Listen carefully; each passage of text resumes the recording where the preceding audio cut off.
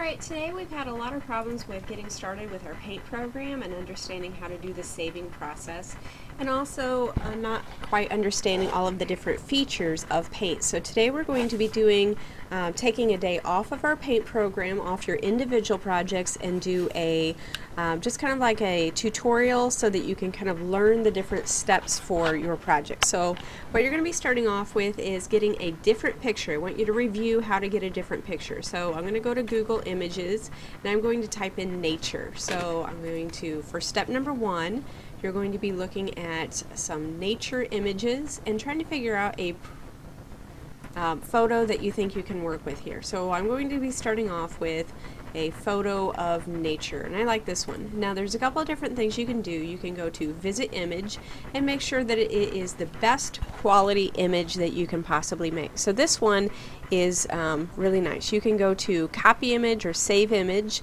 A lot of times what was happening with your rights and programs, you were not able to save correctly.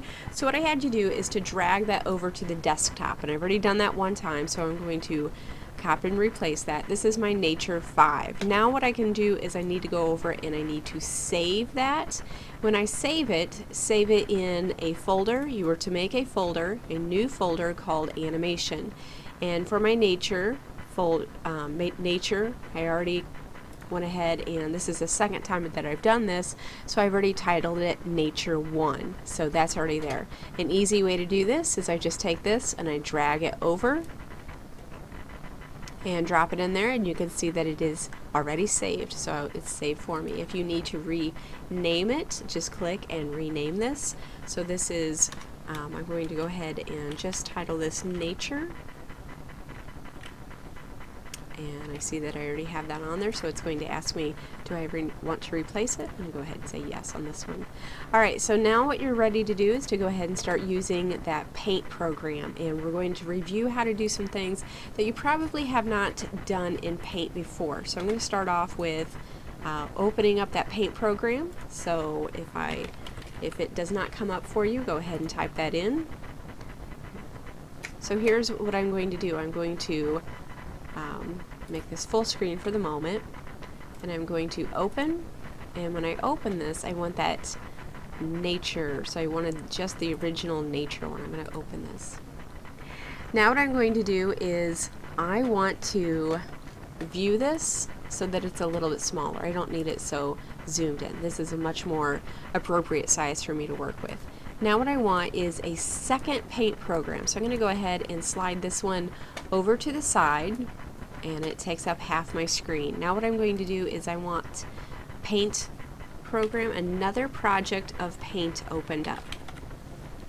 And the advantage of this is you're going to be able to work in between the two, and you'll see the advantage pretty quickly. So on this one, your next step, after you have opened up a photo of nature, your next step after you've opened a second paint program, the third step today is to draw a bug. And your bug, you can kind of make this anything that you want here. So what I'm going to do is I'm going to start off with an oval, and I'm going to paint it in. Now what I have for my different shapes and things, I want to draw, let's see, I'm going to draw the legs. I get those set,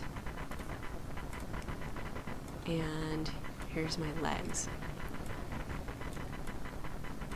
I like that set there.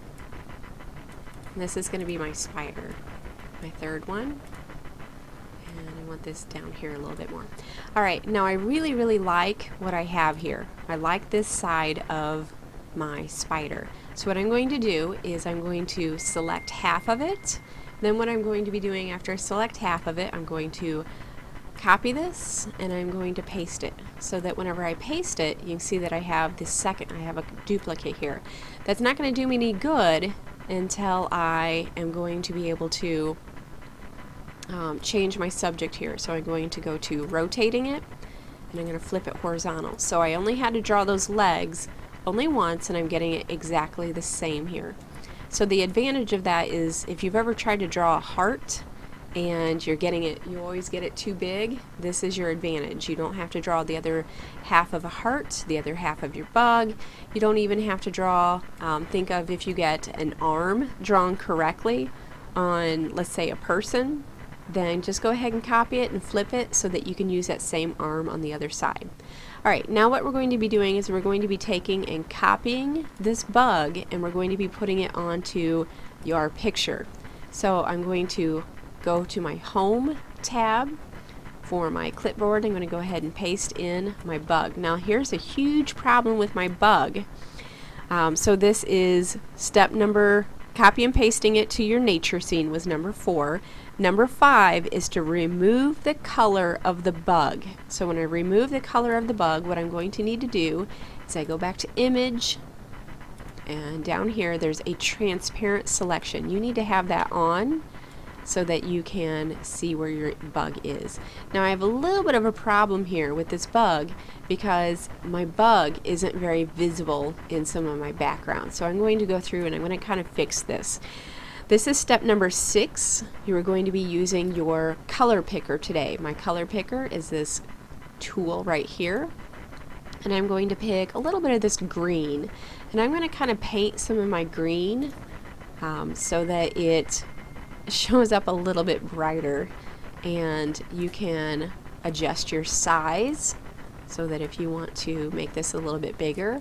Also, that's really that fern there is a much softer look, so I'm going to use a spray paint can, and that's going to kind of give me the texture of that fern quite a bit more than what that solid paintbrush was doing. So I'm going to kind of clean this up a little bit. You can still see that line that kind of shows through. But I'm going to kind of clean this up, and I want this much brighter so that my spider really kind of shows up in my background. So I'm going to take some of these areas, take your time with it, try to make these kind of show up a little bit more. You can draw some extra ferns down in here. Be artful with it. Artful doesn't mean a mess. Okay, now what I'm going to do is I'm going to take and I'm going to put a bug. I'm going to paste another bug, and you can see how much more visible it is. My bug, I do believe this bug is too big, so I'm going to make my bug smaller. Okay, so I do want him kind of to be dropping down from a little bit of where you can just barely see the movement at first.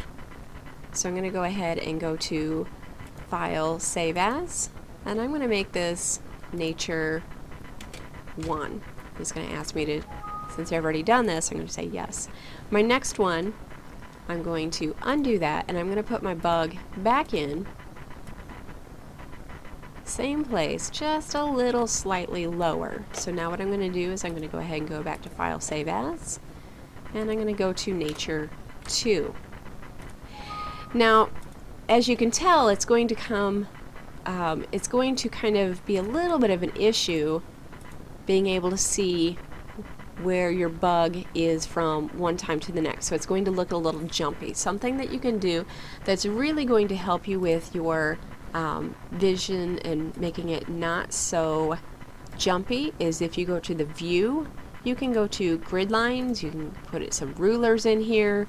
And this is going to help you to be able to line things up. So you can know that each time my spider was at around maybe 650, and I had it lined up right about here.